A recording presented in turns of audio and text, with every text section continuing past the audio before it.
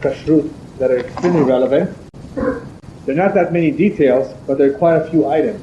And some of them are more significant than others. Some I already mentioned in the past, I'll just briefly go over it. The first one is a prohibition concerning Ever Min HaChai that most of you will never encounter. It's just good to know. It means a limb of an animal that is still alive. The Torah prohibits one from cutting a limb to an animal and eating it while the animal is alive. The problem here is not terefah, it's a separate transgression of Ever Min HaChai. If somebody just cuts a piece of meat, not a limb, then he's eating something taref. It hasn't been slaughtered. But if he wanted to eat an entire limb, he will be prohibited because of the law of Ever Min HaChai. Ever Min HaChai is asur. This particular prohibition also applies to non-Jews. This is one of the 7 Noahide laws. So one would not be permitted to give this to eat to a non-Jew as well.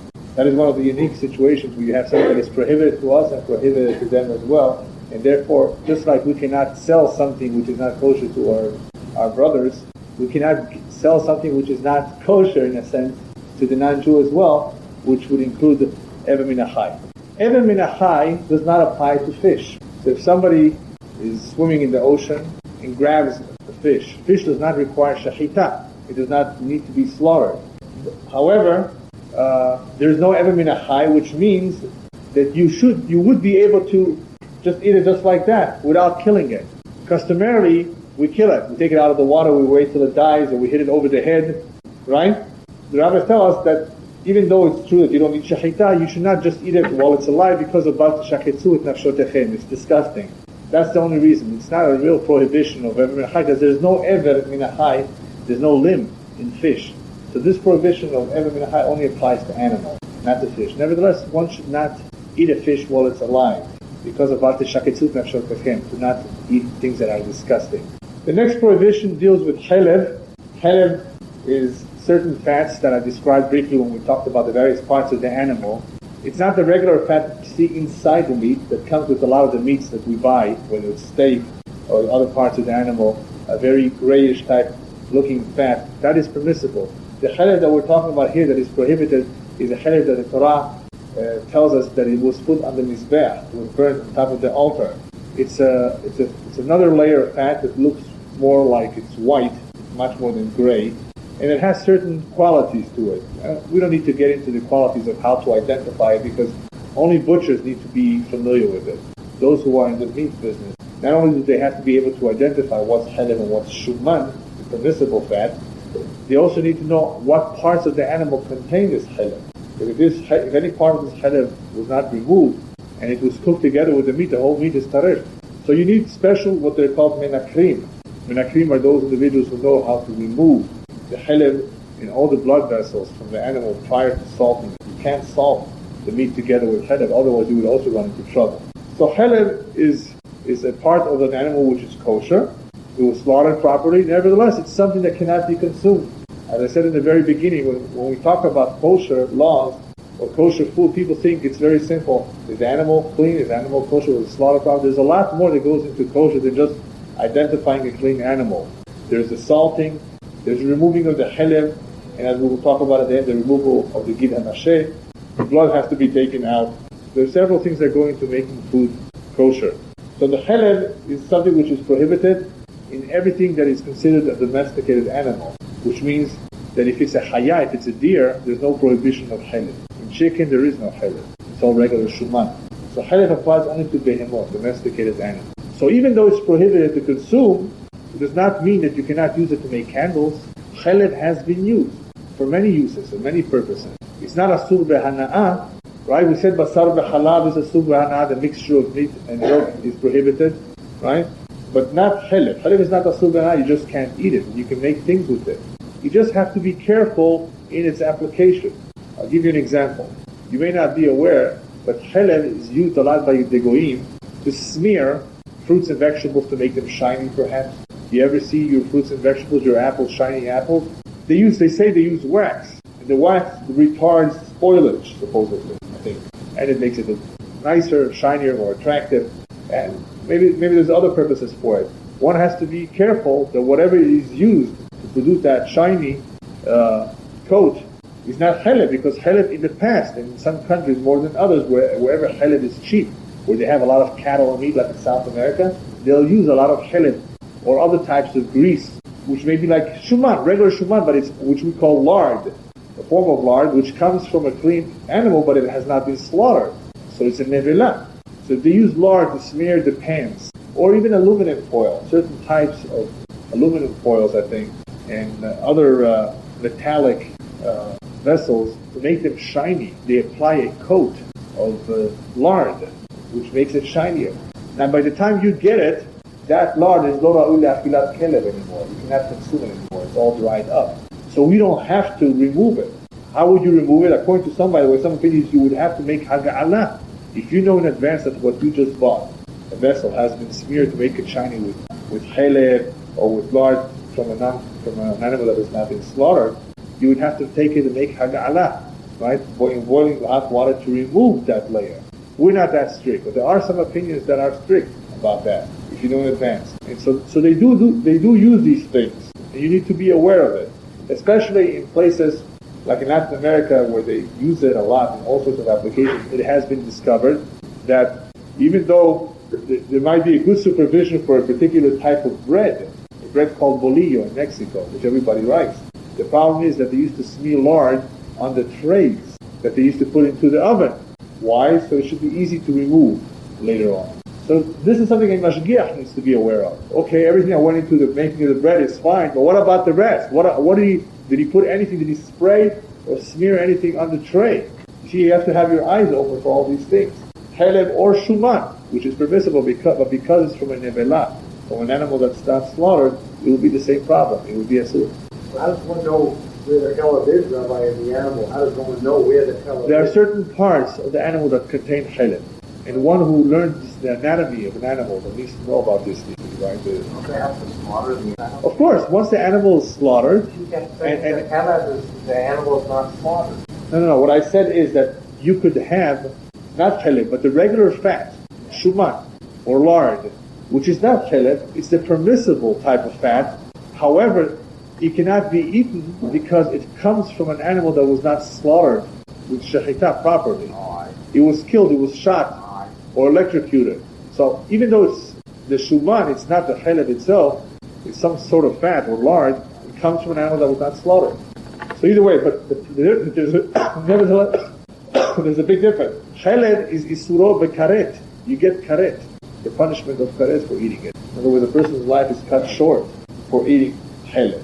A lot of the other things, one would just get malkot, lashes. Cheleb is something very serious for some reason. It's much more serious than the other items. Yeah.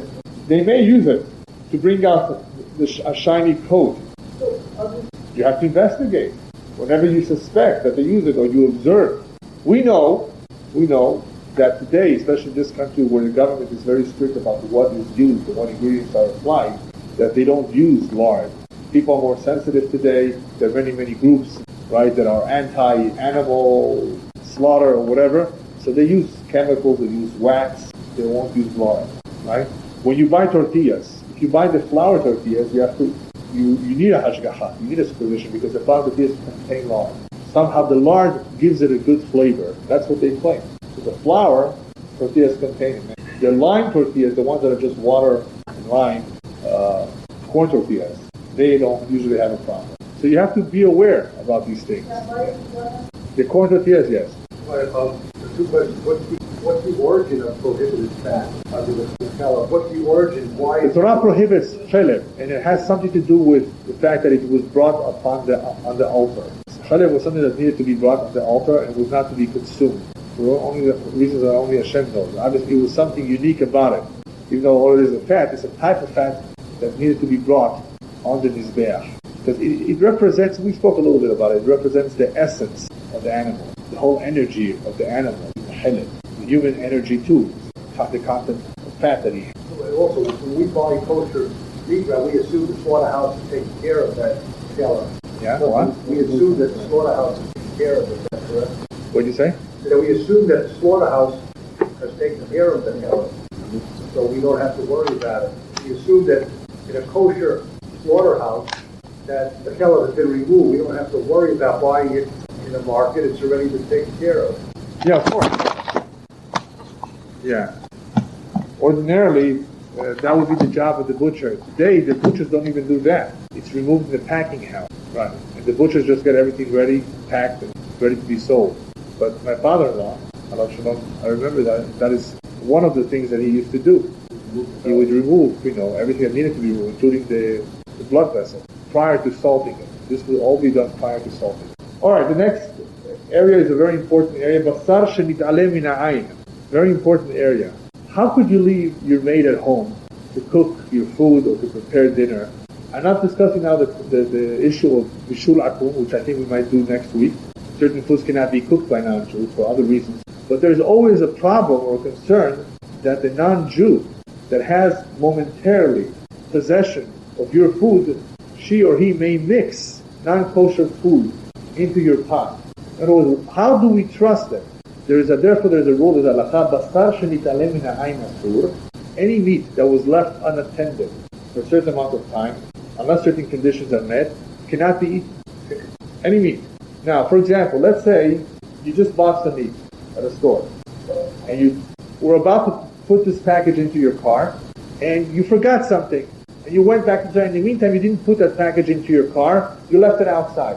You come back an hour later, and you see that meat. That's called basar shenit'alem min ha'ayn. You would not be able to have that meat. The only reason you can is because in most cases that meat is identifiable. You know that that's the same original meat. But if you would not be able to identify it, if all it was a piece of meat, the rabbis tell us that there's always a chance that it could have been switched. They even go as far as saying a bird could have come and dropped another piece of meat. Yes, that is always a possibility. So this is of course midrabanan. Nevertheless, it's a sur, and it has various applications. The most common application is either in one's home, not so much in the street, that you left something and you came back, either in one's home by leaving a maid unattended, or by messengers. For example, let's talk about messengers, because this happens a lot. You want to send meat, you're a distributor, you want to send meat to a store, or to your friend, a gift, or whatever. How do you know that what you're about to send, how do you know that what you're going to send is going to get there? The exact same original meat. Maybe he switched it. How do you know when you receive your meal on the plane? How do you know when you receive your meat on the plane that it's a kosher meal? It's double wrapped, it's sealed, and it says kosher. There has to be some indicator, some sign, some siman on it that would allow us to eat it. Otherwise, we would not be able to eat it. If they open it up and they remove the seals, you cannot eat that dish. You understand? So therefore, if it was double wrapped with a seal, it's fine. Otherwise, you cannot have it. Maybe it was switched. At home, the other issue at home is that it could be that when you left the maid unattended, she mixed or switched it with something else, or she put something which is asur taref. The only reason why it's mutar is because the maid knows that you may be coming in a half an hour at any given moment. So she's afraid. If she wouldn't be afraid, then there's always that concern that it may not be kosher. The food, she may have mixed something. How do you know?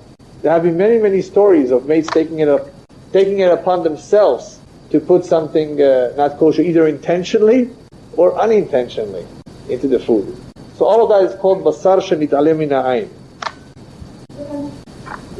No, you could have, but if somebody is left unattended, there's always the concern that they may intentionally or unintentionally put some non-kosher ingredient into your food.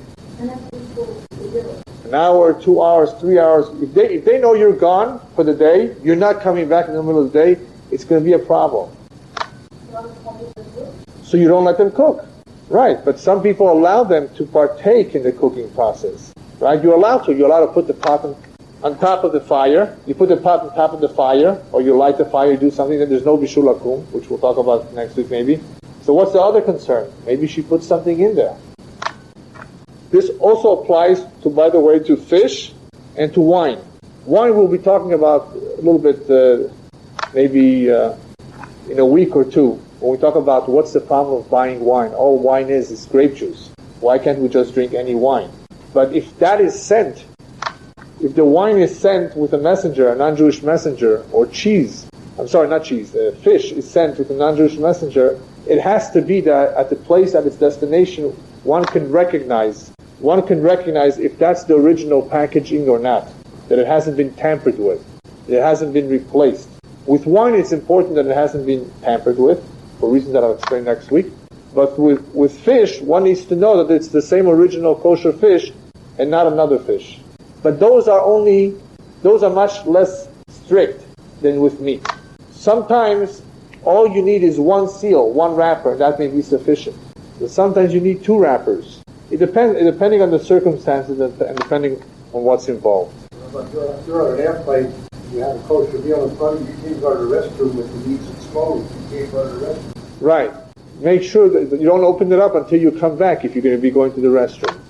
Now let's say you call your friend, you tell him, I'm sending you something, and you describe it to him, then even one seal will be enough, because if you can recognize that one seal, if you've described it to the other person, and that's what the other person sees when he gets it into his hand, then it's fine. Some say that it's also permissible if you come back and you find your package at the exact same place. Remember I gave you the example of leaving it at a particular spot. That's also basar shenita leminayim. But if you come back and you see it in the exact same spot, or somehow you are able to identify it, tvi'ut ayin. Tvi'ut ayin means by identifying it, just by recognizing it. There's something there that you can identify, then it would be permissible. Otherwise, you never know if this is the exact same piece of meat that you left before or not. This is an important area that a lot of people are not aware of. But it's mostly relevant at home, with leaving an unattended non-Jew in your home, or on the plane where you are served something. You want to make sure it's double wrapped. And the stewardess are given instructions not to open it up, even if they want to put it into the microwave, until you open up the seal. And then it still has to have one wrapper when they put it into the microwave, for various reasons. First of all, it's in a non-kosher microwave, and it still has to, and it's being left unattended momentarily. So that's something to keep in mind. Okay, the next one is a big one. Milk. Why is milk permissible? Cow's milk. Isn't that a type of ever min achai? It's something that was taken alive from an animal. Well, the animal is alive. The only reason why milk is mutar is because Torah tells us Eretz Zavat Chalav Udvash. We learn it out from a pasuk. The milk is excluded from any prohibition. In other words, it's not considered ever min achai, or something which is part of the animal which would not be permissible, but it's okay to consume. But there are quite a few issues with halal, with the milk. One of the issues is perhaps in this milk, if it's milked by a non-Jew, he mixed halav shel gamal, camel's milk. And there was a story of a lady once asking a group of Jews, so how was the coffee I made you this morning? Oh, excellent, it was so sweet. Yes, because I put some pig's milk in it. This morning I decided to add a little bit of pig's milk. Halav shehalvo akum, any milk that was milked by a non-Jew, the rabbis prohibited it. Why? Because of that problem that may arise once in a while, that the non-Jew may mix non-kosher milk into this milk. So why can we today in America allow ourselves to drink halab, any milk? Not everybody drinks milk that is sold in the supermarket unless it's halab Israel, which means milk that was observed by a Jew. The Jew observed the non-Jew milking the cow and not mixing any other milk. This was what the rabbi said one needs to do, is either milk it yourself or observe the non-Jew milking it. But there are opinions that hold that if this is in a country, in an area where it's strictly prohibited, where no non-Jew or company would dare mix non-kosher milk, unclean milk, into this milk, or be sued or go to jail, and especially when non-kosher milk is expensive anyway, so it's not economically feasible. And in most places, ranches or barns where they milk the cows, you don't find unclean animals together, when the probabilities are just almost nil that there will be non-kosher milk, then it's permissible. So that you have only perhaps in very few countries in the world that will follow the certain strict guidelines. So if you want to know if you can have chalav akum, it all depends where you are. Why did Moshe Feinstein make that ruling, Rabbi? Weren't there Other Rebbeim before him that were asked that question? Yes, that opinion was already expressed before, but he reiterated it and further elaborated on it. That in this country, that would be an example where the rabbis did not intend to decree that this will be prohibited. But a lot of people are very careful with halav akum. If you have halav Israel and it's only a little bit more money, go ahead and buy it. If you don't have it, in this country at least you can rely on the opinions that halav akum is permissible. Now, you know what the difference between clean milk and unclean milk is? How do you recognize it? Clean milk is white in color, unclean milk is yellow-greenish. Anyway, so you would be able to see the difference between these two types of milks just by looking at the color. But there's another way that one can know if he's dealing with kosher milk or non-kosher milk. If you attempt to make cheese. Cheese cannot use non-kosher milk. It would not form, it would not coagulate. אי אפשר להעמיד את הגבינה, you cannot make the cheese from non-kosher milk. In other words, from camel's milk. It would not form. So cheese should be mutar. Why? As far as halav akum is concerned, there's other problems with cheese, I'll talk in a moment. As far as halav akum, it's for sure not from a non-clean animal, because it could not make the cheese. The same applies to butter. You can buy almost any butter in the market, because you cannot make butter from non-kosher animals. So you can buy butter, but just make sure that the rest of the ingredients are okay, that they don't smear it with something else. Otherwise, butter is not a problem. But before we get to cheese, let's talk a little bit about a different type of milk, mother's milk. Can an adult have a woman's milk? Why? An adult, not a baby. Why not? There's nothing wrong with woman's milk. Even though it comes from a human being, it's not blood, it's not flesh. The rabbis say it's completely permissible, as long as it was expressed and it's not taken directly from the breast. But not the non-Jewish woman. No, I'll get to that, okay? All right? Now this is important. It sounds funny, but it's important, because there are certain sicknesses that the segula, the cure for them, is the woman's milk. I'm not getting into that right now. All right? All right? All right. Some other time. But anyway, there are certain diseases that woman's milk is healthy for, and especially if it's delivered in a certain way. And I won't elaborate. However, the rabbis tell us that it's not correct, and it's definitely not proper to take it directly from the woman unless it's expressed into a cup. Even a child that has been, what's the word for it? He has been weaned. He does not go back to nursing from his mother if he has been weaned for 3 days, if he's over the age of 24 months. So the rabbis tell us a child can, if he's healthy, can nurse till 4 years. If he's sick, even till 5 years. But once you took him away for 3 days, you can't take him back to nurse from his mother if he's over 24 months old. So there's a certain criteria of when to do it and when not, because it's not proper. Once you took him away, it's just, you don't take him back to the mother. He got used to it without it, and you don't do it anymore. But anyway, that milk would be permissible for an adult too if it's expressed into a cup. There would be no problem with it. Regular milk that comes from an unclean animal is prohibited. Why? Because kol hayotze min hatameh, tameh. Whatever comes out from an unclean animal is just as unclean as the animal itself. That is why we have the concern of halav akum. Because, all this is milk. What's the difference? It's not the meat. No. Because it comes from an unclean animal, it's just as unclean as the animal itself. What? Eggs too. Eggs we'll talk about next week. Yeah.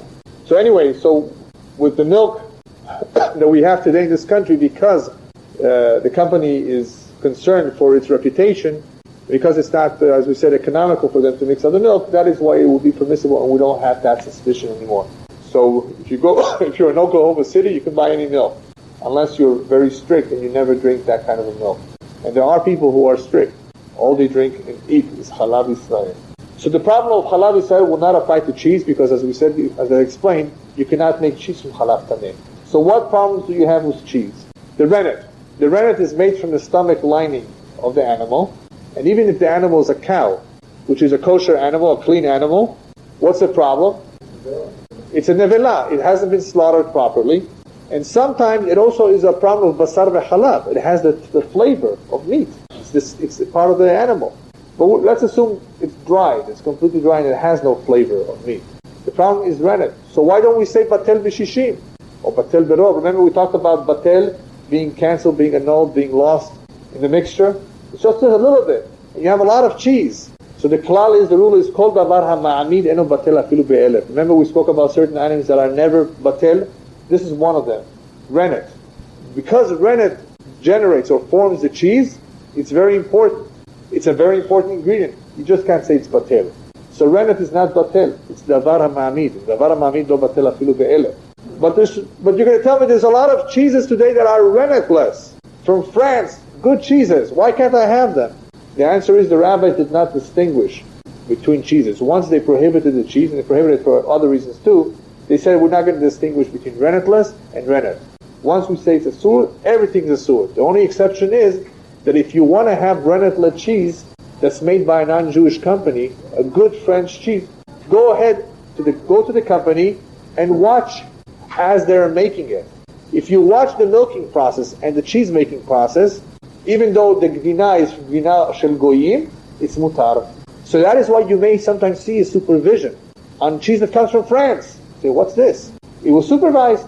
But if it has no supervision, even though it's the exact same cheese, somebody told me, I see the same cheese in this country as I saw in France. Here there's no supervision. You can't have it, even though it's exact same ingredients. So any cheese, except for cottage cheese, which is not a real cheese, right, has to have supervision. So even though you don't have the problem of halav akum, because of what? Because you cannot have unclean milk in cheese, you still have the problem of rennet. And even if it's rennetless, the rabbis did not distinguish. So all cheeses, rennetless or with rennet, of course, are not permissible unless there's a supervision. And there's not going to be a supervision on one that has the non-kosher rennet. Bread next week. Next week we'll talk a little bit, I think, about bread, about eggs, and about tolaim, about insects. And we have time about bishul akum and the wine. And there's a few more items that we have to do. All right, what about yogurt? Yogurt has other problems. It can have gelatin. So even though it's not a cheese or anything, it could be halab akum. But if you're not concerned about the halab that was milked by goy, you still have to be concerned about the gelatin and other ingredients, preservatives. The same is true with afkat halab, powdered milk, that which is used for formulas or in other recipes. Powdered milk. The powdered milk is usually cannot have many times halab tameh. It has to be pure cow's milk. So we don't have the suspicion that there's any other mixture here. But because there are other ingredients, afkat halab, you need to check to see if the rest of the ingredients are kosher or not. Otherwise, many opinions hold that we don't have the problem of halab akum. So if you are strict with having milk that was only supervised by a Jew, with afkat halab, with that powder, you wouldn't have that problem. But there may be other ingredients there, preservatives, monodiglycerides, glycerin. And we'll talk about all these ingredients about 3 weeks from now. Well, not when I come back from Eretz Yisrael. We'll talk about the various ingredients that are suspect. That if you see them and there's no supervision on it, you cannot eat it. There are some products you can buy without any supervision. 100% orange juice, not from concentrate. You look at the back, there's nothing else. Most likely it's okay. And even then, there are other issues. Even if the product is perfectly fine, what other problem could there be?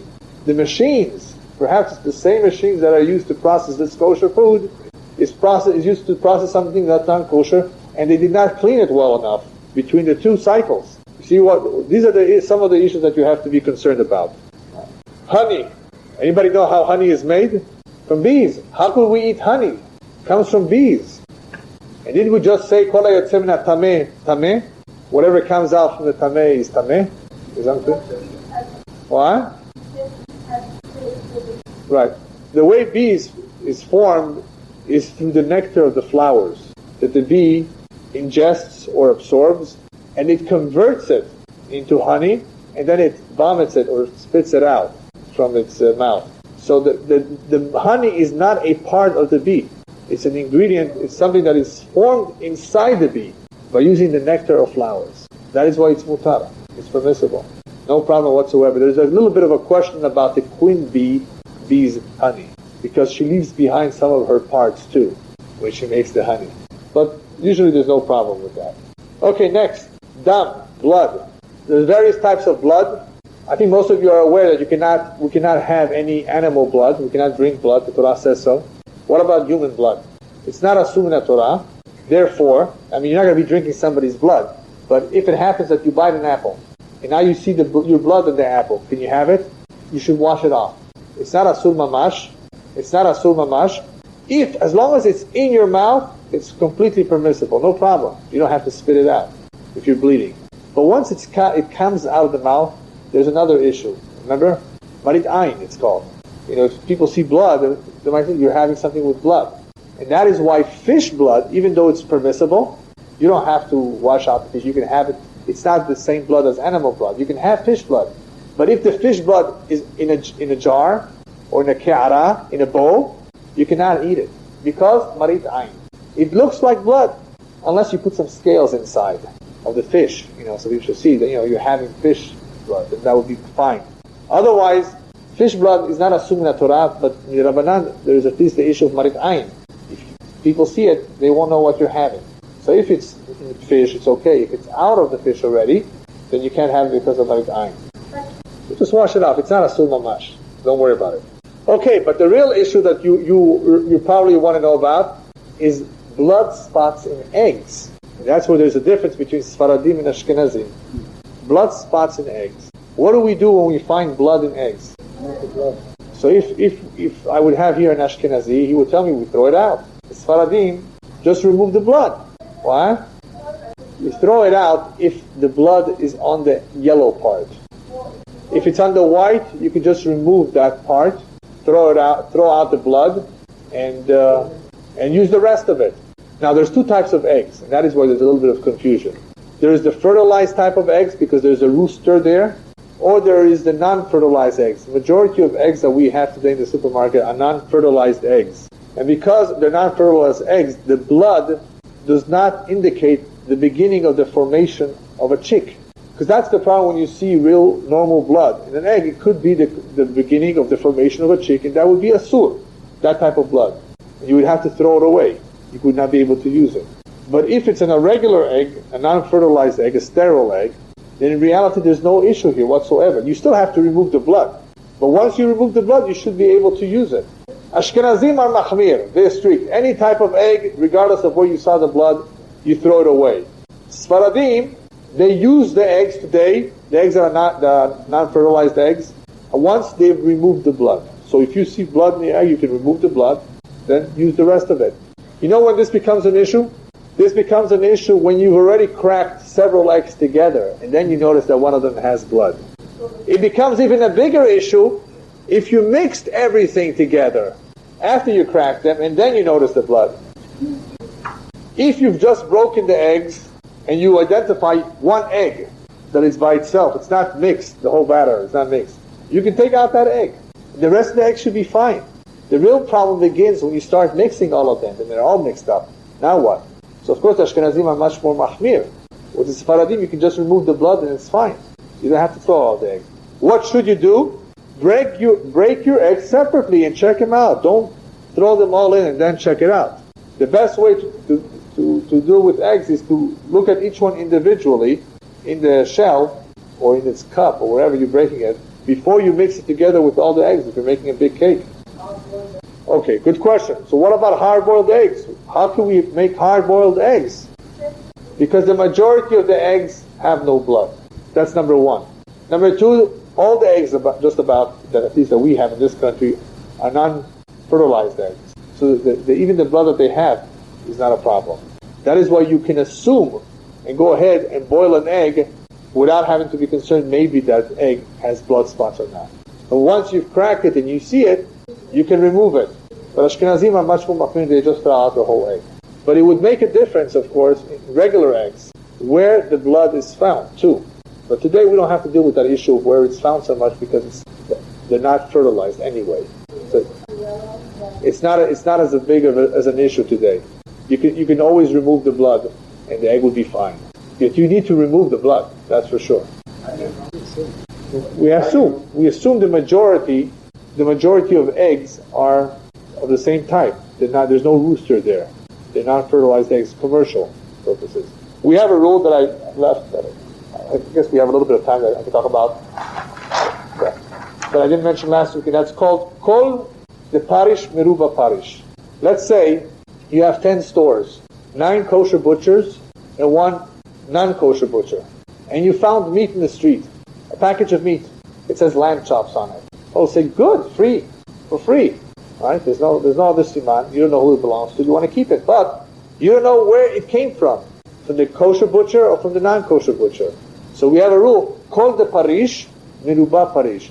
Whatever came out, separated itself from the majority. The likelihood is that it came from the majority, from the kosher butchers and not from non-kosher. The reason why you would not be able to eat that package is because of the halakha that we learned today of basar shenitalem min ha'ain. So that rule would not help us anymore because we have another issue to be concerned with. It has to have seals and wrappers and things like that. But otherwise, midin Torah, according to the din of Torah, we can rely on this. If it separated itself most likely from the majority. And this rule is used in all sorts of applications. However, if you went and bought in one of the stores, you didn't find the package, you bought, and now somebody told you, do you know that one of those stores on that block was not kosher? Then you can't eat it. Then you cannot eat it. Why? Because kol kavua kemechze al mechze dami. We have another rule. Kol kavua, whatever is established, he has equal weight, like 50%. It's no longer rov. Kol the parish, whatever separated itself, it's on the street, you didn't buy it. We say most likely it came from the majority. But whatever is established, and you go in to that which is already established in there, it has equal weight. They all have equal weight. Every single store has equal weight. It's 50%, 50-50 chance you went into that or that, and it would not be permissible. But these are, things we don't run into. I just wanted to familiarize you with these concepts. But we don't run into it too often. Yes? What about it? What is that? Also correct. Sure. Yeah. Real blood.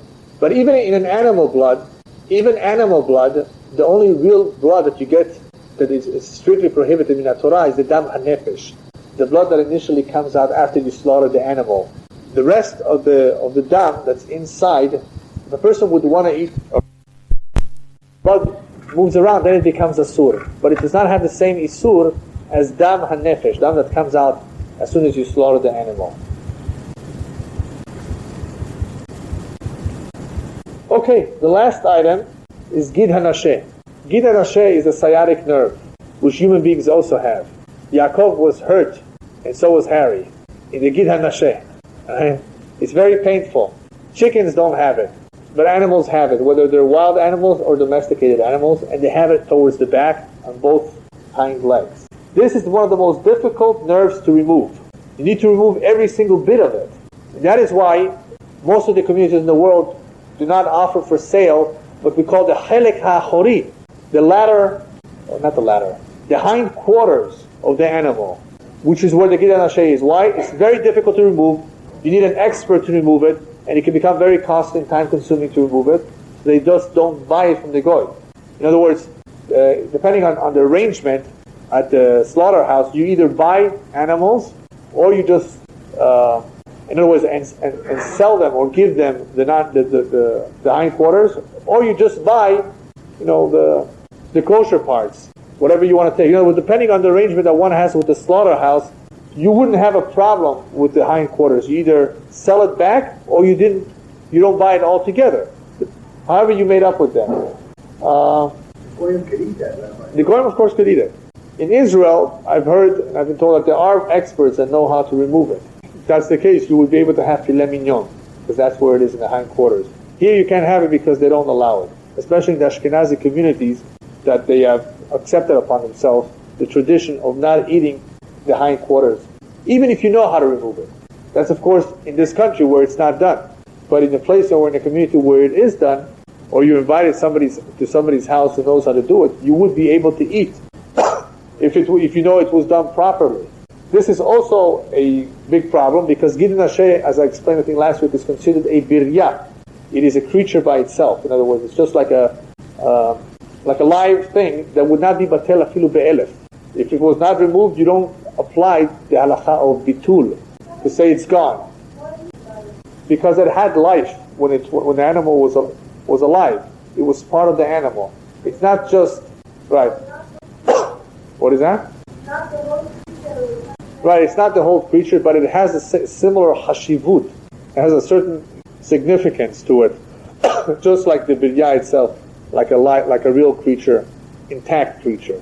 So since this once upon a time had life, it continues to be called a birya.